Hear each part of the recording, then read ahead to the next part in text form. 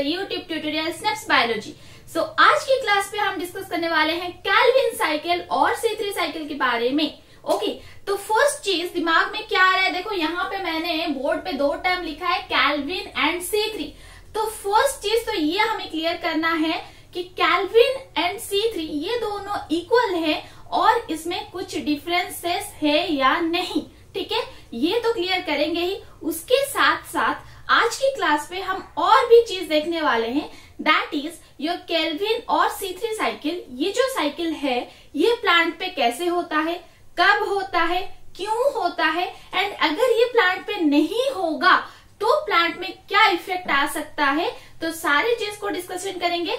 And यहाँ पे एक बात बोलूंगी कि अगर आप लोग ये वीडियो पे नए हो देन मेरा प्रीवियस वीडियो जो कि light reaction and dark reaction था, पहले जाके वो थोड़ा सा ओवरलुक कर लो, तब जाके आप लोग को ये वीडियो अच्छे से समझ में आ जाएगा। ठीक है, पहले जाके फोटोसिंथेसिस के सारे वीडियोस हैं उसे देख लो, इंट्रोडक्शन देख लो, फिर आओगे केल्विन और C3 साइकिल पे, तब आप अच्छे से समझ पाओगे।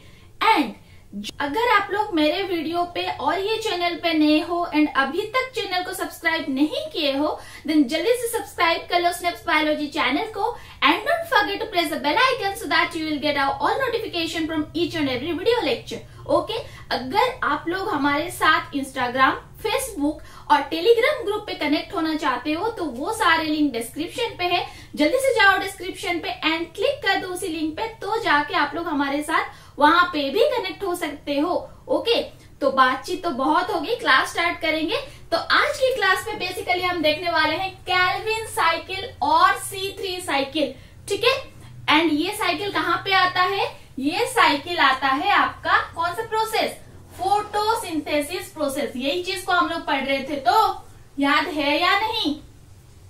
सो फोटोसिंथेसिस प्रोसेस में एक था सेकेंड स्टेप जो था डार्क रिएक्शन, एंड उसके अंदर ही आपका आ जाता है केल्विन साइकिल और C3 साइकिल। ठीक है, चलो फिर तो फर्स्ट क्वेश्चन हमारे दिमाग में क्या आ रहा था कि ये जो केल्विन साइकिल है और C3 साइकिल है ये दोनों सेम है या इनके बीच कोई डिफरेंसेस है। तो ये चीज को फर्स्ट क्लियर करते हैं, ये दोनों के दोनों बिल्कुल ही सेम है। ठीक है, कोई डिफरेंसेस नहीं है। एंड कैसे ये दोनों सेम है और इक्वल है ये मैं आपको बताऊंगी, जस्ट थोड़ी देर वेट कर लो। तो अब हम लोग देखेंगे केल्विन साइकिल और C3 साइकिल, जो भी आप बोल सकते हो। ठीक है, आपकी मर्जी, आप चाहे तो इसे केल्विन साइकिल बोल सकते हो, आप चाहे तो इसे C3 साइकिल भी बोल सकते हो। ठीक है, कोई बड़ी बात नहीं है। तो जो भी आप बोलो केल्विन या C3, इसके ऊपर में एक छोटी सी कहानी देखेंगे। ठीक है, तो कहानी स्टार्ट होती है डार्क रिएक्शन से। जब हम लोग डार्क रिएक्शन पढ़ रहे थे, थोड़ा सा याद करो बच्चों, थोड़ा सा, जब हम लोग डार्क रिएक्शन पढ़ रहे थे, ठीक है, उसमें क्या हो रहा था, CO2 that is your carbon dioxide, उसे क्या निकल रहा था, जो कि शुगर। ठीक है, और in the form of glucose. ठीक है, यही बात हो रही थी। तो कार्बन डाइऑक्साइड से शुगर और ग्लूकोज निकल रहा था, जिसमें कि कौन हेल्प कर रहे थे, हमारा ATP एंड NADPH। यही बात थी तो लास्ट क्लास पे। तो जब ये प्रोसेस हो रहा था तब at that time one person named Melvin kelvin, अच्छे से देखते रहो, मेल्विन केल्विन नेम्ड एक पर्सन थे जो कि सोचे कि ये जो रिएक्शन में कार्बन डाइऑक्साइड से शुगर और ग्लूकोज निकल रहा है ये कैसे निकल रहा है, ये उससे पहले किसी को नहीं पता था। ठीक है, फर्स्ट पर्सन केल्विन मेल्विन ने थोड़ा सा सोचा, थोड़ा सा दिमाग लगाया कि भाई ये जो शुगर और ग्लूकोज ये कैसे निकल रहा है, इसके ऊपर में काम तो करना पड़ेगा। ठीक है, तो इन्होंने ये जो प्रोसेस को फर्स्ट टाइम algal फोटोसिंथेसिस पे काम किए थे। ठीक है, ये जो कार्बन डाइऑक्साइड से शुगर और ग्लूकोज निकल रहा है ये कैसे पता चला, जब मेल्विन केल्विन ने फर्स्ट टाइम algal फोटोसिंथेसिस से रिजल्ट निकाले तब जाके पता चला। ठीक है, तो ये आता है एक मोस्ट इम्पोर्टेंट क्वेश्चन। ठीक है, very very important for your entrance और सेमेस्टर एग्जाम, जो भी आप या बोर्ड एग्जाम जो भी बोलो, ठीक है, कि मेल्विन केल्विन ने फर्स्ट टाइम कहाँ पे ये वाला चीज को एक्सपेरिमेंटल प्रूफ किए थे, ये होता है, ये किए थे उन्होंने अल्गल फोटोसिंथेसिस पे। एंड कैसे किए थे? By the help of chromatography, chromatography technique. अब ये क्या होता है, देखो कोई को ये पता होगा कि this is a technique, analytical technique use in our biological studies. अगर नहीं पता है क्रोमाटोग्राफी के बारे में तो ये हम लोग एक सेपरेट क्लास पे डिस्कशन करेंगे, ठीक है। अभी के लिए बस इतना याद रखो कि इन्होंने क्रोमाटोग्राफी टेक्निक को यूज किए थे। And third important point is Melvin kelvin ने रेडियो एक्टिव कार्बन को लेके CO2 बनाए, ठीक है। एंड उसी CO2 को उनके एक्सपेरिमेंट पे यूज किए। ओके, क्लियर हो गया idea? First of all important की वो अल्गल फोटोसिंथेसिस पे वर्क कर रहे थे। सेकेंड, उन्होंने क्रोमाटोग्राफी टेक्निक को यूज किया। थर्ड चीज, रेडियो एक्टिव कार्बन को लेके उन्होंने CO2 फॉर्म किए, देन उसके बाद एक्सपेरिमेंट पे यूज किए, ठीक है। एंड ये तीनों बहुत बहुत बहुत इंपॉर्टेंट है। यहाँ पे क्वेश्चन आता है कि भाई रेडियो एक्टिव क्यों लिए? क्योंकि देखो रेडियो एक्टिव एलिमेंट्स जो होते हैं वो इजीली हम लोग उसे ट्रेस कर पाते हैं, मतलब कहाँ पे वो गया, उसके बाद फिर क्या हुआ, वो इजीली ट्रैक कर सकते हैं। उसके लिए उन्होंने रेडियो एक्टिव कार्बन को लेके उनकी एक्सपेरिमेंट कर रहे थे। चलो, अभी इतना बेसिक्स आइडिया मिल गया कि मेल्विन केल्विन ने ये तीनों पॉइंट को लेके हमारा जो डार्क रिएक्शन पे C3 साइकिल आता है या केल्विन साइकिल आता है उसे स्टडी कर रहे थे, ठीक। अब हम लोग देखेंगे कि एक्चुअल में ये जो C3 साइकिल है और केल्विन साइकिल है ये कैसे होता है, कहाँ पे होगा। ये जो साइकिल है ये कहाँ पे होगा? ये होगा प्लांट्स के अंदर, क्योंकि ये फोटोसिंथेसिस प्रोसेस में होता है या नहीं। चलो फिर अब देखेंगे हम लोग C3 साइकिल और केल्विन साइकिल की तीनों मेन इंपोर्टेंट पॉइंट, ठीक है। ये स्टेप्स है एंड मेनली ये 3 स्टेप्स पे होता है, ठीक। फर्स्ट स्टेप आपका आएगा carboxylation process, carboxylation process. Second पे आता है आपका रिडक्शन प्रोसेस, रिडक्शन। थर्ड पे आ जाएगा आपका रीजेनरेशन, रीजेनरेशन प्रोसेस। ओके, ये हो गई फर्स्ट स्टेप, ये हो गई सेकेंड स्टेप, ये हो गया थर्ड स्टेप। इतना क्लियर हो गया? ये जो C3 और केल्विन साइकिल है, this cycle undergoes 3 step. First पे होगा कार्बोक्सिलेशन प्रोसेस, सेकेंड पे होगा रिडक्शन प्रोसेस, थर्ड पे होगा रीजेनरेशन प्रोसेस। कैसे होता है चलो देखते हैं। चलो फिर स्टार्ट करते हैं साइकिल को। देखो साइकिल लिखा है मीन्स व्हाट, ये एक ऐसे साइक्लिक फॉर्म पे हो रहा है, बट ये जो साइकिल है ये कैसे होता है ये अभी हम लोग देखेंगे। चलो फर्स्ट पे क्या आएगा आपका CO2। ओके, CO2 कहाँ से आता है? एटमोस्फियर या कहाँ से? रेस्पिरेशन प्रोसेस से, ठीक है। तो ये जो CO2 आता है, अब क्या होगा, CO2 के साथ अटैच होने के लिए कोई तो मॉलिक्यूल चाहिए। CO2 तो अकेला ही ग्लूकोज प्रोड्यूस नहीं कर पाएगा, कर पाएगा क्या? CO2 के पास तो एक कार्बन होता है ना, तो वो ग्लूकोज कैसे फॉर्म करेगा? ग्लूकोज में तो 6 कार्बन होते हैं, तो इसके साथ अटैच होने के लिए और एक मॉलिक्यूल चाहिए। तो वो मॉलिक्यूल होता है राइबोलोज 1,5 बाइफॉस्फेट। अच्छे से इसे देखते रहो, इसी चीज को अगर आप लोग समझ गए तो मान लो कि हो गया केल्विन साइकिल। राइबोलोज 1,5 बाइफॉस्फेट के साथ CO2 आके अटैच हो जाएगा। And as it name suggest 1,5 biphosphate means what, ये एक 5 कार्बन कंपाउंड है। देखो ये एक 5 कार्बन कंपाउंड है एंड इसका मॉलिक्यूलर स्ट्रक्चर अगर हम लोग बनाने जाएं तो 1 2 3 4 5 कार्बन हो गया। यहाँ पे एक फॉस्फेट अटैच होता है, यहाँ पे और एक फॉस्फेट अटैच होता है, हो गया बाइफॉस्फेट। एंड 1 फॉस्फेट आपकी पोजीशन 1 पे अटैच हुआ है एंड सेकेंड वन पोजीशन 5 पे। सो इसका नाम हो गया 1,5 बाइफॉस्फेट, ठीक है। अब क्या होगा देखो, अब क्या होगा जब CO2 राइबोलोज 1,5 बाइफॉस्फेट के साथ अटैच हो जाएगा तो यहाँ पे कितने कार्बन थे? 5 कार्बन थे। वहां यहाँ पे कितने हैं? 1 है। तो 5 + 1 समझ में आ रहा है? 5 + 1 कितने कार्बन हो गए? 5 + 1 6 कार्बन हुए या नहीं? यहाँ पे 5 कार्बन, यहाँ पे 1 कार्बन। ओके, हो गया 6 कार्बन। बट 6 कार्बन मॉलिक्यूल जो फॉर्म होते हैं वो हाईली अनस्टेबल रहते हैं, वो हाईली अनस्टेबल रहते हैं। तो ये क्या होगा? ये टूट के बिखर जाएगा एंड दो मॉलिक्यूल 3 कार्बन बनाएगा। देखो 3 कार्बन एंड 3 कार्बन हो गए 6 कार्बन। जो 6 कार्बन था वो अनस्टेबल होके वो टूट गया तो 2 मॉलिक्यूल बन गए 3 कार्बन एंड 3 कार्बन। यहाँ पे 2 नहीं लिख रही हूं, नहीं तो कंफ्यूज हो जाओगे। ओके, तो ये जो 3 कार्बन मॉलिक्यूल अभी बन गया इसका नाम क्या रहता है? इसका नाम रहता है 3-फॉस्फोग्लिसरिक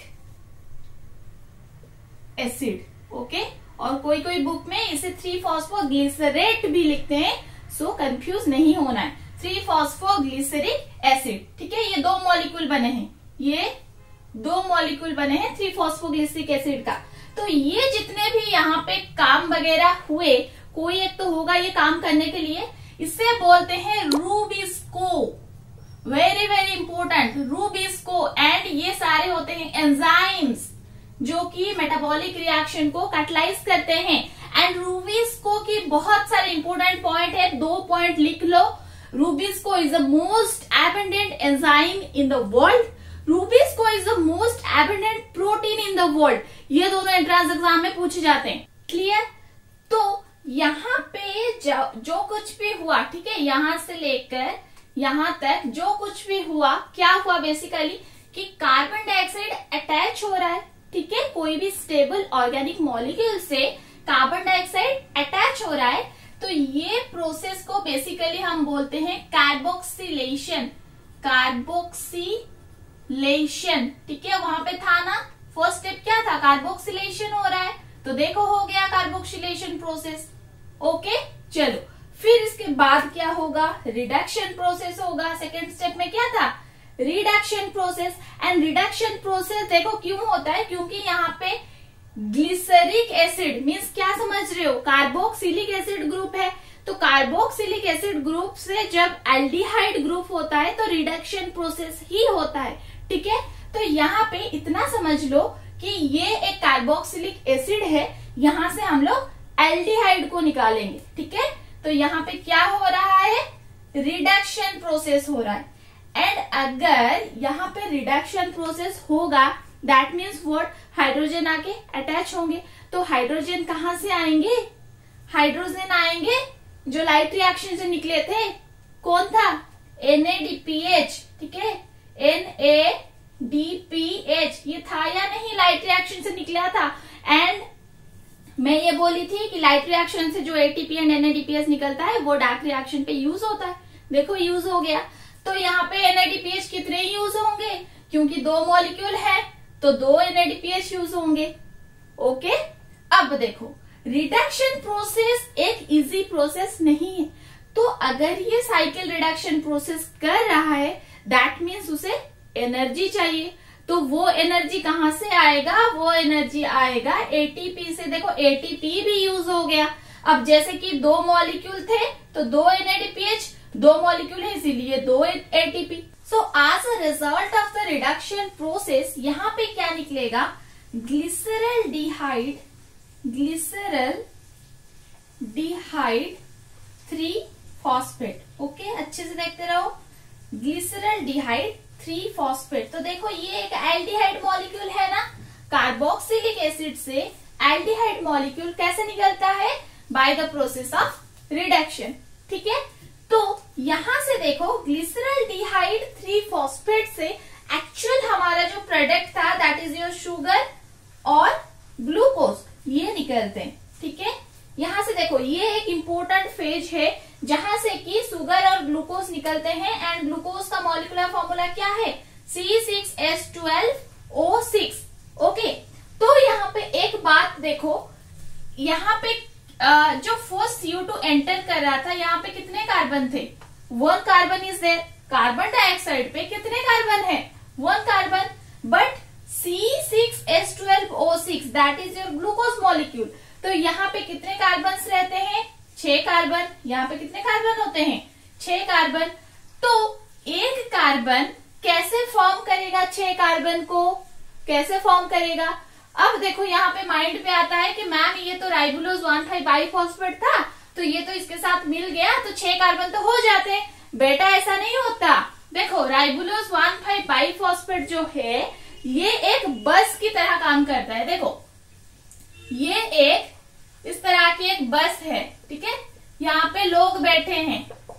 तो राइबोलोज 1,5 बाइफॉस्फेट जो है वो ये बस है, वो ट्रांसपोर्ट की मीडियम है। एंड ये जितने भी मॉलिक्यूल्स हैं ये सारे इसके अंदर बैठ गए। तो ये क्या करेगा ना, ऐसे घूमेगा एंड यहाँ पे आके छोड़ देगा, वापस चला जाएगा बस स्टैंड पे।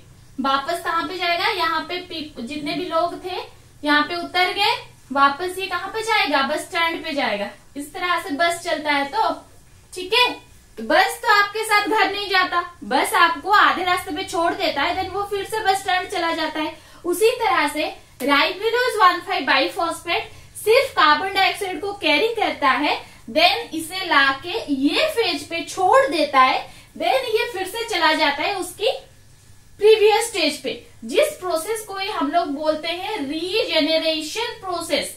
ठीक है, रीजेनरेशन होगा राइबोलोज 1,5 बाइफॉस्फेट का। एंड रीजेनरेशन प्रोसेस होता है मीन्स व्हाट? उसे क्या चाहिए? उसे चाहिए energy, that is your ATP molecule, जो कि फॉर्म करता है यहाँ पे एडीपी। क्लियर हो गई बात? तो अभी देखो जो इंपॉर्टेंट चीज है उसे ध्यान दो। ग्लूकोज मॉलिक्यूल बनाने के लिए हमें चाहिए 6 कार्बन, हमारे पास है 1 कार्बन, 1 कार्बन इज देयर। तो एक ही साइकिल पे 1 कार्बन मॉलिक्यूल फॉर्म होता है। एक ही साइकिल पे 1 कार्बन मॉलिक्यूल फॉर्म होता है, तो कितनी बार घूमेंगे? 6 बार घूमेंगे, है या नहीं? 6 बार घूमेंगे तो जाके 6 कार्बन हमें मिल जाएंगे। तो ये जो कार्बन डाइऑक्साइड, ये जो C3 साइकिल, ये कितनी बार होंगे? ये 6 बार होंगे। इसी चीज को ही ध्यान देना है। एक ही साइकिल पे 1 कार्बन निकलता है एंड क्योंकि हमें ग्लूकोज मॉलिक्यूल चाहिए, ग्लूकोज मॉलिक्यूल पे 6 कार्बन रहता है, तो ये जो साइक्लिक प्रोसेस है ये 6 टाइम्स होगा, ये 6 बार होगा, तब जाके हमें 1 ग्लूकोज मॉलिक्यूल मिलते हैं। ओके, क्लियर हो गई बात? अब देखो 3 इंपॉर्टेंट बात बोलूंगी जो कि एंट्रेंस के लिए बहुत इंपॉर्टेंट है। फर्स्ट इंपॉर्टेंट क्वेश्चन, ये जो राइबोलोज 1,5 बाइफॉस्फेट है इसे बोलते हैं प्राइमरी एक्सेप्टर। इसे क्या बोलेंगे? Primary acceptor. एंड ये पूछा जाता है हर एग्जाम पे, कैल्विन साइकिल की जो प्राइमरी एक्सेप्टर है वो क्या है? वो होता है राइबोलोज 1,5 बाइफॉस्फेट। नेक्स्ट क्वेश्चन क्या होगा? हाईली अनस्टेबल था, वो डिवाइड हो गया 3,3 के फॉर्म पे, तो ये क्या हो गया? ये होता है फर्स्ट, यहाँ पे लिख रही हूं देखो जगह नहीं है, फर्स्ट स्टेबल प्रोडक्ट, है या नहीं? First stable product. तो फर्स्ट स्टेबल प्रोडक्ट कौन है? 3-फॉस्फोग्लिसरिक एसिड, जो कि फर्स्ट स्टेबल प्रोडक्ट है। तो अभी इसका आंसर आ जाएगा कि इसे C3 साइकिल क्यों बोलते हैं, क्योंकि ये साइकिल की फर्स्ट स्टेबल प्रोडक्ट एक 3 कार्बन कंपाउंड है जो कि 3-फॉस्फोग्लिसरिक एसिड है, इसलिए इसका नाम हो गया C3 साइकिल। एंड इसे केल्विन साइकिल क्यों बोलते हैं? क्योंकि Melvin kelvin named one scientist first ये साइकिल को प्रपोज किए थे। तो ये साइकिल को हम लोग केल्विन साइकिल भी बोल सकते हैं एंड C3 साइकिल भी बोल सकते हैं। ठीक है, और एक बार साइकिल को रिपीट कर रही हूँ। देखो फर्स्ट आपका कार्बन डाइऑक्साइड आएगा जो कि आके अटैच हो जाएगा राइबोलोज 1,5 बाइफॉस्फेट से। ये एक 5 कार्बन कंपाउंड है, यहाँ पे 1 कार्बन था, दोनों मिलके हो गए 6 कार्बन। 6 कार्बन मॉलिक्यूल अनस्टेबल रहता है तो ये डिवाइड हो जाता है 3 कार्बन एंड 3 कार्बन पे। तो 3 कार्बन मॉलिक्यूल जो है वो फर्स्ट स्टेबल प्रोडक्ट रहता है जिसका नाम होता है 3-फॉस्फोग्लिसरिक एसिड। अब कार्बोक्सिलिक एसिड ग्रुप पे है, इसे हम लोग कन्वर्ट करेंगे एल्डिहाइड ग्रुप पे, तो क्या होगा, रिडक्शन प्रोसेस होगा। ठीक है, रिडक्शन पे हमें NADPH चाहिए एंड ATP चाहिए, क्योंकि यहाँ पे 2 मॉलिक्यूल थे 3 कार्बन कंपाउंड का, तो 2 ATP एंड 2 NADPH। ठीक, द नेक्स्ट स्टेप, ग्लिसरॉल्डिहाइड 3-फॉस्फेट से हमारा जो एक्चुअल शुगर या ग्लूकोज फॉर्म होता है, एंड राइबोलोज 1,5 बाइफॉस्फेट जो है वो फिर से रीजेनरेट हो जाता है फॉर द नेक्स्ट साइकिल। ठीक है, एंड ग्लिसरॉल्डिहाइड 3-फॉस्फेट स्टेज से ही हमारा शुगर या ग्लूकोज जो भी बोलो वो फॉर्म होता है, एंड ग्लूकोज में 6 कार्बन रहता है, 1 कार्बन एंटर कर रहा होता है साइकिल पे, तो ये साइकिल 6 बार होगा। ओके, क्लियर, एक स्क्रीनशॉट ले लो। चलो, अभी अगर हम लोग सम अप करेंगे, ठीक है, ये जो साइकिल जितने भी हम लोग लिखे हैं सारे का सारा, ये सारे को सम अप करेंगे, तो देखो किस तरह से लिखते हैं इसे।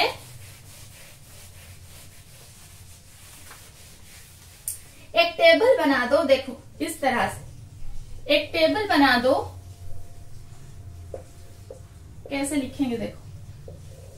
ठीक है, ये होगा इन, मतलब क्या क्या जा रहा है साइकिल पे, एंड आउट क्या क्या निकल रहा है। फर्स्ट चीज CO2 जा रहा है या नहीं, कार्बन डाइऑक्साइड कितना जाएगा, 6 मॉलिक्यूल जाएगा, क्योंकि 6 बार साइकिल होना है। देखो यहाँ पे कंफ्यूज मत होना, एक ही बार 6 कार्बन डाइऑक्साइड नहीं जाते, एक ही बार 1 कार्बन डाइऑक्साइड जाता है, क्योंकि हमें 6 कार्बन चाहिए, तो कार्बन डाइऑक्साइड 6 बार जाएगा, साइकिल 6 बार होगा। तो 6 कार्बन डाइऑक्साइड एंटर कर रहा है, तो हमें प्रोडक्ट पे क्या मिल रहा है, ग्लूकोज मिल रहा है, एंड ग्लूकोज का मॉलिक्यूलर फॉर्मूला क्या है, 6,6H12O6। द नेक्स्ट क्या जा रहा है, ATP है या नहीं, तो ATP कितना जा रहा है, 18 ATP जा रहा है। कैसे, देखो एक साइकिल पे जा रहा था 3 ATP है या नहीं, एक साइकिल पे 3 ATP जा रहा था, तो 6 बार साइकिल होगा तो कितने ATP जाएंगे, 6 × 3 = 18, तो 18 ATP जाएंगे। 18 ATP अगर एंटर कर रहे हैं तो आउट क्या होगा, वही सेम 18 ADP। ओके, उसी तरह से NADPH भी एंटर कर रहा था रिडक्शन प्रोसेस पे, तो NADPH जाएंगे 12। कैसे, देखो 1 साइकिल पे कितने NADPH चाहिए थे हमें, NADPH चाहिए थे हमें 2, है या नहीं, तो 6 बार अगर साइकिल होगा तो 6 × 2 = 12, तो 12 NADPH हमें चाहिए, एंड निकलेगा क्या, 12 NADP, क्योंकि H जो था वो तो रिडक्शन प्रोसेस पे यूज हो गया। ठीक है, तो इसे लिखना बहुत जरूरी है, अगर इसे आप लोग नहीं लिखते हो तो मार्क कट जाता है। ठीक है, फर्स्ट इंट्रोडक्शन, देन बनाओगे आप लोग वो साइकिल, स्कीमेटिक डायग्राम एक बनाना है, उसके बाद इस तरह से सम अप करना है। ठीक है, कि क्या क्या एंटर किया एंड प्रोडक्ट पे हमें क्या क्या मिल रहे हैं। Okay, this is all about your C3 cycle और कैल्विन साइकिल। तो इसे अच्छे से और एक बार वीडियो को देखो, कोई भी पॉइंट पे कुछ भी डाउट आ रहा है तो कमेंट बॉक्स पे जाओ एंड कमेंट करके बताओ कि मैम ये वाला समझ में नहीं आया, ये वाला और एक बार बताए, और इसे कैसे हुआ ये थोड़ा और एक बार रिविजन कर दीजिए। जरूर करूंगी, कमेंट देखूंगी, कमेंट की रिप्लाई आप लोग को विदिन 24 आवर मिल जाएगा। ठीक है, तो अच्छे से देखो, एंड नेक्स्ट क्लास में हम देखने वाले हैं C4 साइकिल। C3 साइकिल आज कंप्लीट हो गया, C4 देखेंगे। तो मिलते हैं बहुत जल्दी नेक्स्ट क्लास पे, तब तक के लिए bye bye, thank you, have a good day.